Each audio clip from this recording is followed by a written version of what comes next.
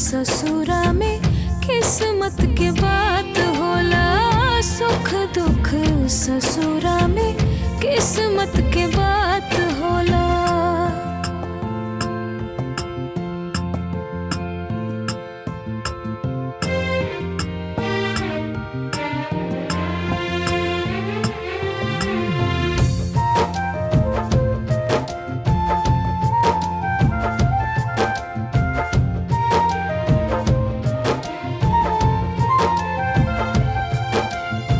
सपना ही रह गइल सब अरमान है रे भगिया हमार।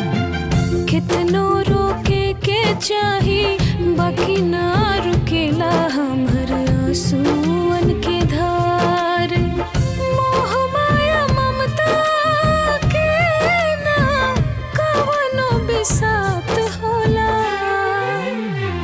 सुख दुख ससुरा में किस्मत के बात होला। सुख दुख ससुरा में किस्मत के बात होला।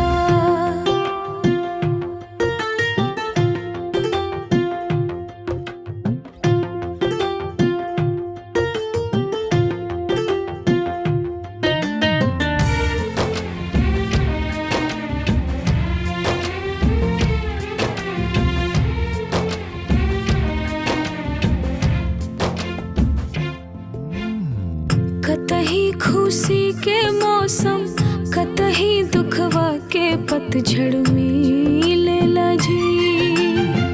कवनो भी बगिया में एक जैसन फूलवा न खिलेला जी। दिन नाही होला हरदम दुखवा के रात होला।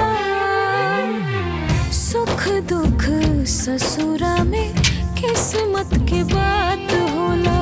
सुख दुख ससुरा में किस्मत के बात